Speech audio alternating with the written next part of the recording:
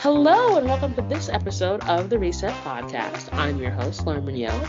This is part of my 29 Days of Magic series where I interview an awesome Black woman a day for 29 straight days during Black History Month. And today I am super excited to have Shanice Gipson, who is a technology specialist here at VML. She's an awesome story and I can't wait for you to hear all about it. Hey Shanice, nice to meet you.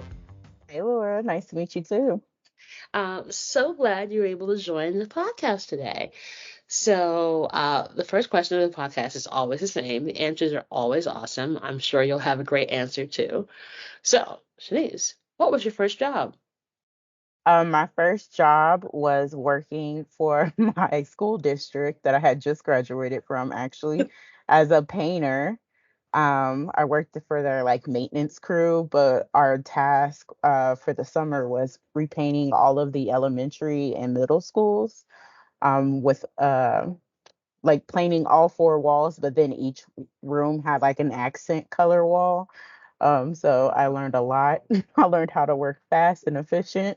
You don't always have to be neat when you're painting, but yeah, that was my first job.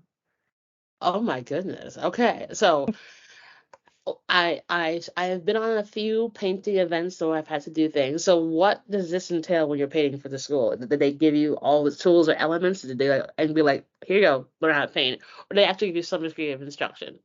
Nope.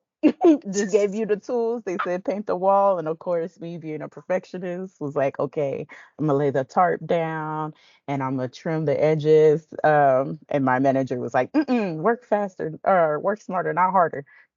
So he like showed me how to be more efficient when you're painting multiple rooms in a class in a school. But yeah, it was definitely a learning as you go experience. But now I can paint anything. Oh, so if the next time we have an activation that requires painting, I should just call you? Yes, please. I Oh, love painting. really? Okay, so why do you love painting? I feel like, and I hope the artists don't come after me because I don't mean painting as in making art, but for me, painting a room or painting, your house is like a mindless activity. Whereas in work, I think all day, like I have to very think very technically. So it's just nice to you just move the paint to brush. You don't really have to think about it too much. So I find it kind of therapeutic in a way. It's just kind of a reset, if you will, or a time to just not have to think about much.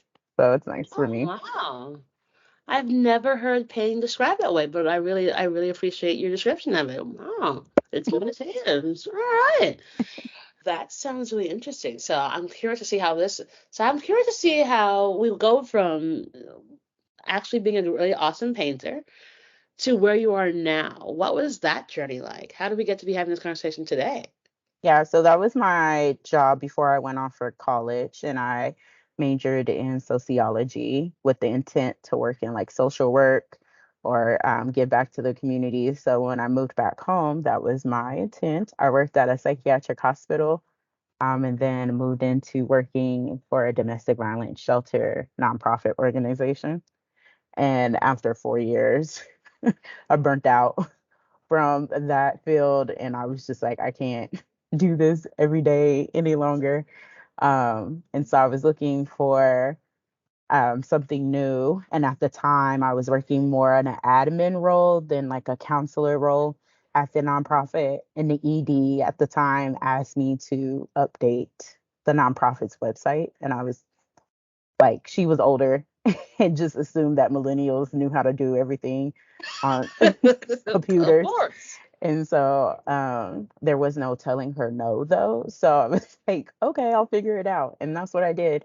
And some of the updates that I made to the website improved our SEO and therefore got us like larger donations. So somehow we ended up on Quick Trips Radar, which is a gas station here. Mhm. And then we also ended up like this random Department of Defense found us in Texas and they were coming to Leavenworth at the time and they brought a whole bunch of donations.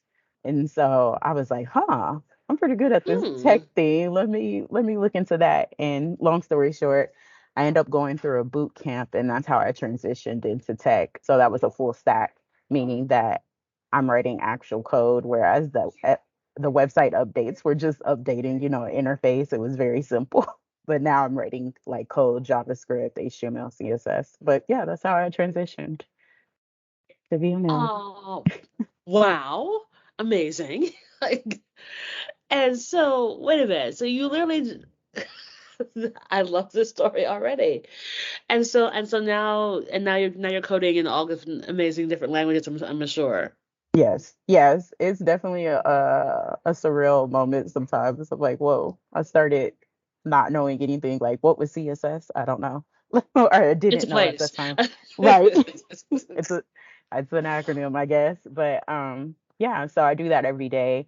I mean, how I got to VML is even a little more crazier because the day of my graduation from the boot camp, I attended an event here at the Kansas City office, and they did a presentation like, oh, this is VML, this is what we do. And I was just in awe of the office. I had never seen a corporate office like this before. So I chased down who ended up being the CTO. I didn't hear, I think I was like in the middle of something when he announced what he did at VML.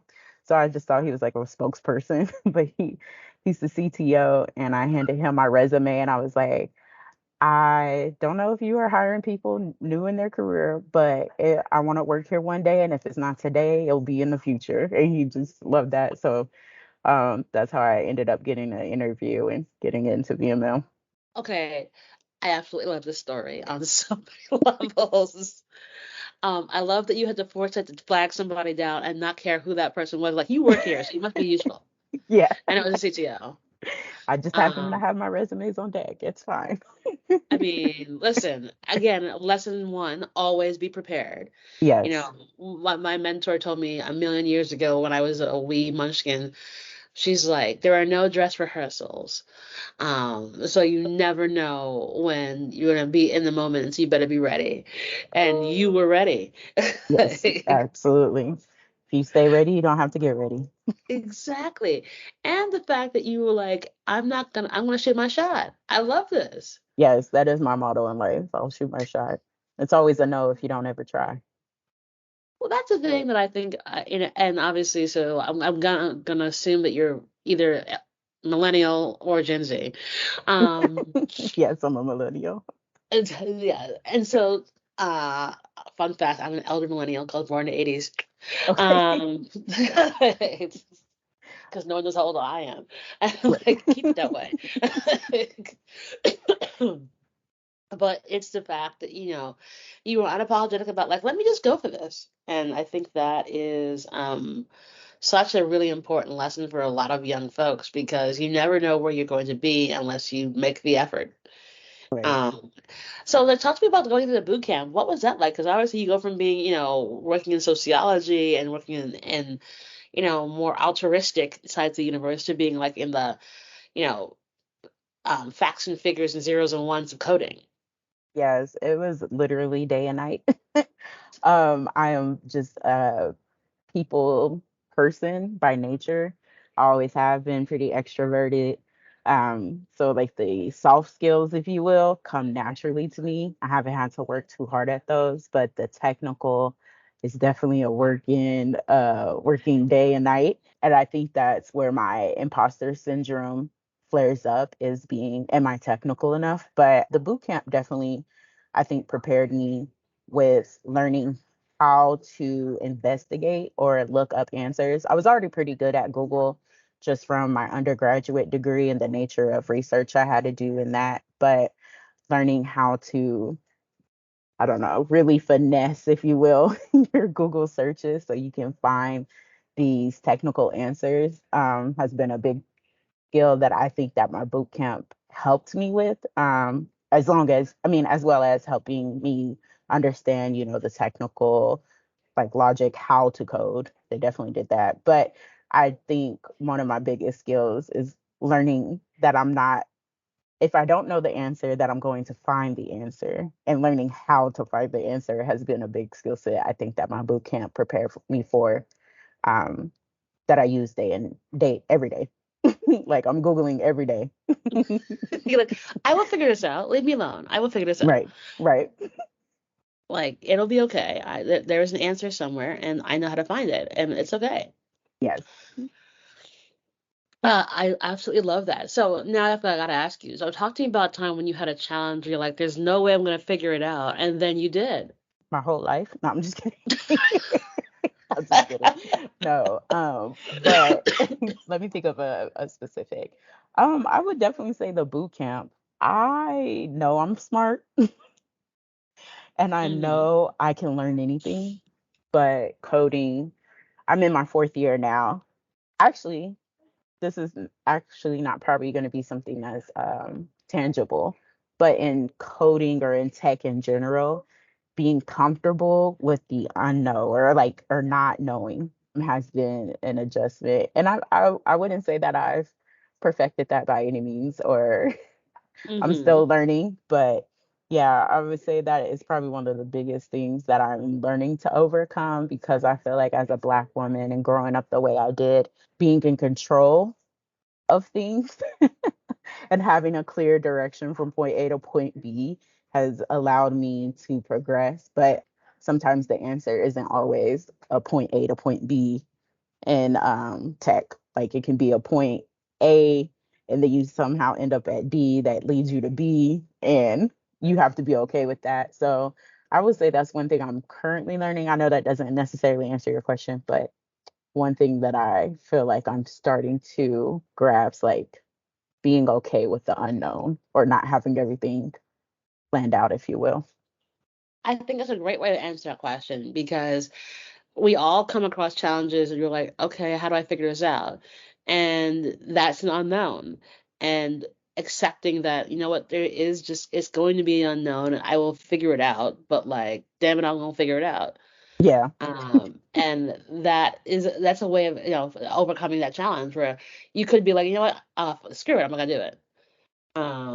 Versus, oh, all right, well, this is weird. And not what I would expect. But you know what? I'm smart enough. I Right. can make this happen, and I think that's an important part to accept. And I think sometimes, we let the perfect be the enemy of the good for things. Where you're like, yeah, of course not. Yes, yes, very much so in my life. But yeah, I know I can figure it out. I don't know when, I don't know but I how, know when, but like right. But I know I I'm gonna figure will. it out.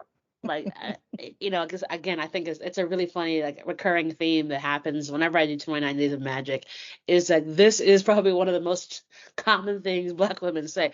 I have no idea. I'll also figure it out. Like Yeah, I'm very somehow, some resourceful in way. that. Yes, I think Black women are just resourceful by nature. We've had to be resourceful, so we will definitely figure some things out. Somehow, some way. Right. Trust Black women to make it all come together in a really special way. Absolutely. So, looking back on what you've done and like, you're, into your career now, what do you think you'd tell 18-year-old Shanice? Ooh, it will all work out. It will all work out. Like I said, I was a planner. So at 18, I definitely had a vision of where my life would be by 31. And life is very different. Like I'm in tech. Definitely was not on my radar at 18. But it will all work out and just trust the process, trust the journey. It's going to be hard, but you'll be okay. And that's, I think, a really important message for folks to understand that like everything doesn't have to be solved at age 18. Yes. And like, even though we think, again, I oftentimes think about where I was supposed to be, supposedly when I was 18 versus where I am now, would Hmm. never have guessed this was the plan. Literally. Like it's like if you ask for like if you ask anybody like you do what now, Laura? Yeah, sorry, didn't see this coming. But was I made for it? Actually, yeah. Yeah, So, and it's also the fact that like you can have 19 million different twists. absolutely. Because how I started out my career, even my first two jobs versus where I am now, again, could not be more different. So it's all about kind of riding the wave, going with the flow, understanding that like it it'll be okay. You'll find your way. And don't rush to get older. Enjoy it. Yes. Savor Yes. the years. Enjoy your 20s. Enjoy your 30s. Like, please do. Don't Yeah. rush. Don't rush to get older. Also, everything that you are experiencing right now is 9 times out of 10 preparing you for something later. I can grab so many things that even from working in social work that I use in my job now, working in tech. And so I think it's just all part of the journey and just learning to relax, which is not my the first word I grab for. So But speaking of relaxing, great segue. So which you said you're not that great about, but what does Shanice do for Shanice? What do you do for your self-care? recently I know that I love walking. So I've been really just trying to take a walk. Missouri got some crazy weather a few weeks ago, so I did some like walking inside by watching a YouTube video, but it's just another time for me to like distress, not have to think about things. You're just one foot in front of the other. That's probably one of my favorite self-care things. And then also I'm trying to learn to not do anything. I feel like I am always going, like there's always something to be done. So to combat that feeling of, yes, there's things that need to be done, but they don't need to be done right now, and learning to be sit still, if you will, just relaxed. It's okay. But those are the two big things that I'm really trying to practice this year or currently where I'm at with just taking a walk and then learning to relax and do nothing. The art of doing nothing is really important. Yes. Let me just tell you. Or sitting in front of your television and watching some show that requires no brain cells whatsoever. Yes. Yes.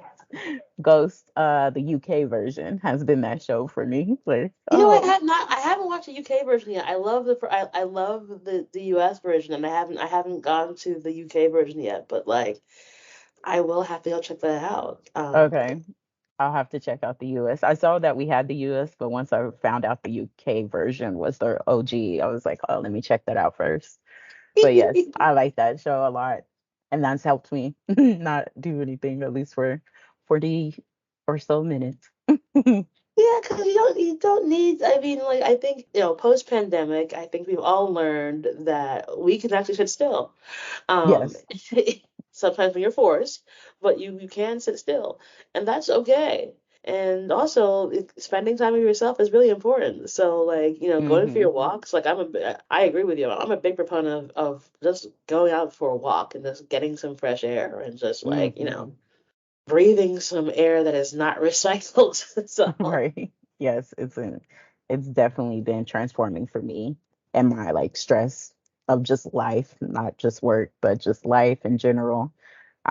Taking a walking break, 20 minutes can do wonders for you and your mental health.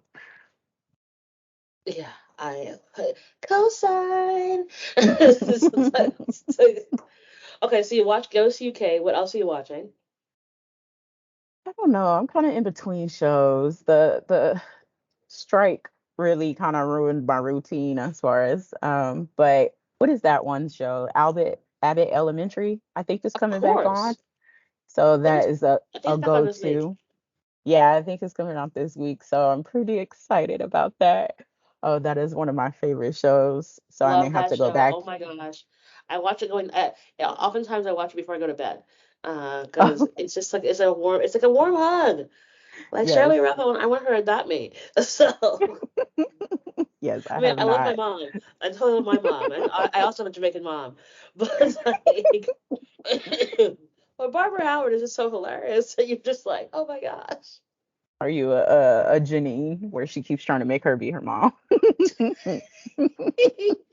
Uh, yeah, not that far, because Janine's Okay. mom is Taraji P. Henson, and we saw what happened with that. It's like, Yeah. like that explains everything with why she's the Yes. way she is. That is probably my favorite show. I Oh my mean, goodness. I that love is that show. it was literally perfect casting. Uh, Yes. and I'm curious to see what's going to happen now in this season. Now that like Janine and Gregory have professed their feelings, but like, yeah, no, I'm not gonna do it at the moment. So Yeah, now it's just gonna, undercurrent for like the next 2 seasons. yes, I am ready. I love it. I love it. I love it. Um, so last question for you. Okay. Do you have a give and or ask of the audience? And can you explain that again? So a give or an ask. So a give could be like, hey, here's a really great book I've read or a great TV show. Or like here's some advice I have. An ask would be like, hey, like, make sure you drink your water and moisturize. Like it can be anything you want. Okay. A give or a ask. I'll give. Everything will work out. I know things are hard, confusing right now, but I am a testament that everything will work out. And so I just would love to leave that with your listeners that everything will work out. I know that sounds cliche and like, okay, but it really will. It always does. I love that. That is a great way to end the show. I mean, and honestly, you're right. I gotta tell you, I'm a few years older than you. I'm not gonna say how many, but It's okay. it's listen again. One Not, 1 year older, we got it. We got it. yeah, like I have a sage advice with my 1 year being older than you. Is that it's true. Like it will work out. As dark as the the light may be at this moment, and you don't think you're gonna find your way through it, you absolutely will. And I think your incredible story as how you've been able to like switch from to a very disparate career is a testament to that. So, Mhm. Shanice, I am rooting for you, and thank you so much for joining me on the podcast today. Thank you for having me. I really appreciate it. Awesome. So, Shanice is amazing. We're gonna put all the details in the show notes to connect with her, and that is our show.